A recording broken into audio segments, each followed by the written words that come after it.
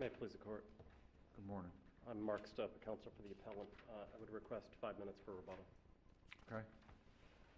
Your Honors, this is a one-issue appeal, and the issue is that the plaintiff at the time of trial, Fannie Mae, did not prove that it was the holder because it did not prove that it had possession of the note at that time.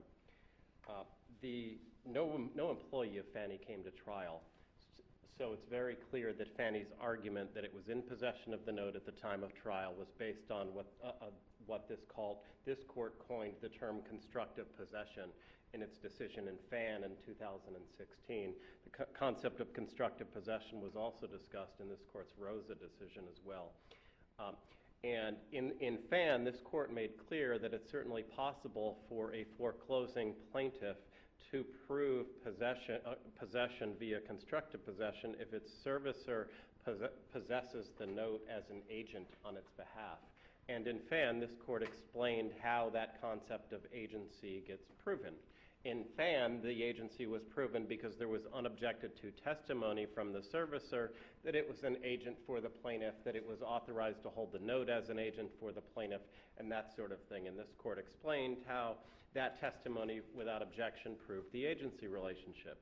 This court also explained how without that testimony, or if there had been an objection, then typically the way an agency relationship gets proven under Florida law, string citing Florida Supreme Court cases, is by proof from the principal as opposed to the agent, because an agent just can't come into court and say, yes, we're authorized to act for the principal.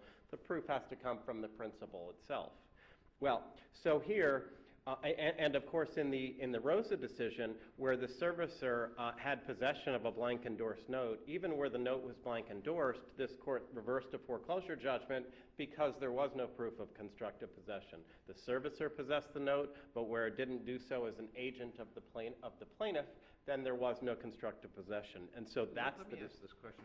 I think I agree with you in terms of the proof with respect to SunTrust and Ceteris.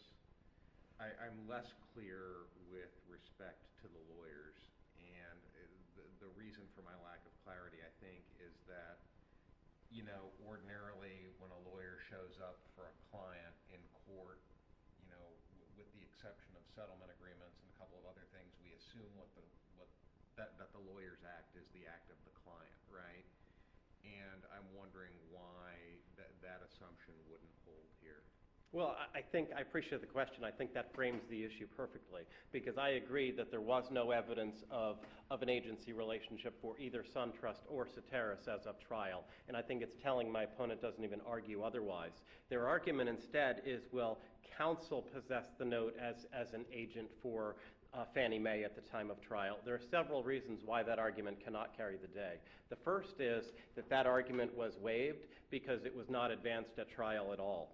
In Morton, this court, I was counsel in Morton, and I actually argued contrary to this theory. I argued that tipsy coachman should apply as a basis to affirm on a ruling where I had won, even though I didn't advance the argument below that I was making to this court. And in Morton, you didn't allow me to do that. You ruled, following a Florida Supreme Court case, that the tipsy coachman doctrine does not apply when the argument was not advanced below. Well, that was a circumstance, though, where the evidence wasn't fully developed on the point that you were making. No, right? it was developed. That's what we said. It was developed, and the argument wasn't advanced. And so in Morton, you ruled tipsy coachman doesn't apply when the argument wasn't advanced. And here, the argument about, well, Fannie proved possession via counsel was not advanced below at all in any way. The first time it was done was on appeal. That's just the first argument, though.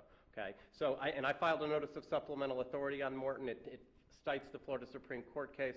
That's on point. That's the first reason. The next problem is that there was no evidence that counsel possessed the note at trial. There was no evidence that counsel possessed the note. So Your Honor's question sort of presupposed that there was actually evidence that counsel possessed the note at trial. There was no such evidence. Help me understand that issue. You say there was no evidence, but the record that I read said that counsel delivered the note at trial. So what do you mean there's no evidence that he possessed it? Judge, The judge eyeballed him with the note, I would imagine. well, Judge, you're imagining, okay? Your use of the Well, word do you there. think it just levitated into the room? How do you think it got Obviously, there? someone brought the note to trial, Okay. okay? My point here on this second point is that the evidence was silent as to who brought it. Was it SunTrust? Was it Ceteris? Was it counsel? We don't know. The evidence was completely silent on that issue. I think you may have to actually argue another proposition, which would be that it would not have been a permissible inference from the testimony that the note was handed over to the lawyer at the time of foreclosure,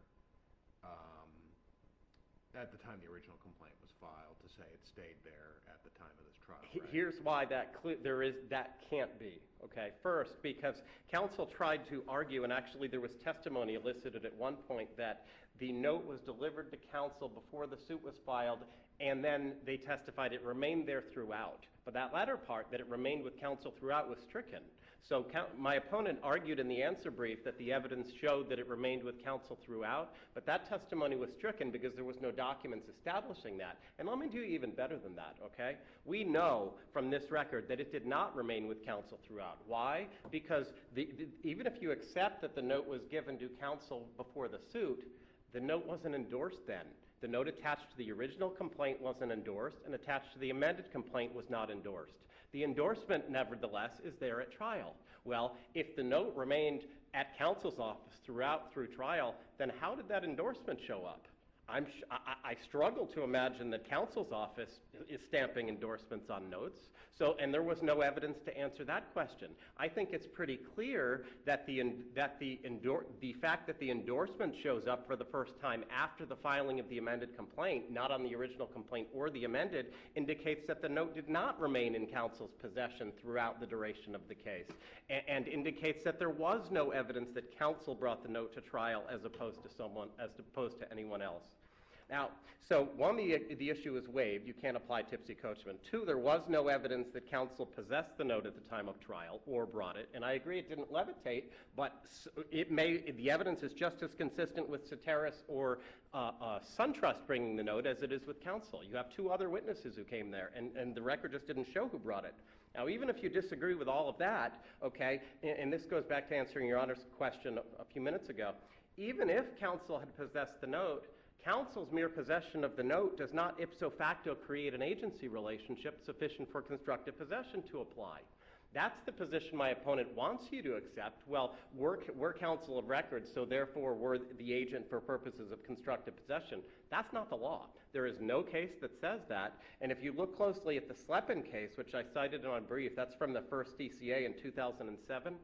In that case, the issue was, is a lawyer the agent for a corporate entity, even where the lawyer was counsel of record?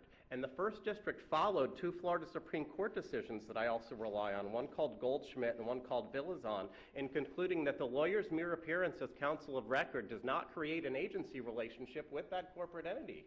That's the holding of that case. There's no contrary case law cited by my opponent. So even if the record had shown that counsel possessed the note, that doesn't create an agency relationship sufficient for constructive possession to apply. And let me also explain why that has to be the case here, okay, and why that has to be the law. They want you to accept that, well, counsel's possession of the note ipso facto proves an agency relationship. That can't be the law. Why? Well, because who is actually the attorney-client relationship between in cases like this? The attorney-client relationship is between counsel and Ceteris, the servicer. That's who the attorney-client relationship is between. It's not between counsel and Fannie Mae. There is no attorney-client relationship between Fannie Mae and counsel. And let me tell you what you have here, and this is an issue that's evolving in these cases because the plaintiffs have had some inability to prove this constructive possession issue. They're now trying to eliminate the constructive possession concept, eliminate their obligation to prove that the servicer possessed the note as an agent for the plaintiff as required under Fan and Rosa by just saying, well, we're counsel and we possess it, when really who they're counsel for is the servicer. That's who hires them. okay? And let me tell you also why I think, so you can't, the first problem is, or the first reason that can't be the law, what they want you to do, is that you can't just assume that that relationship, that there's an attorney-client relationship there just because they're counsel of record for an entity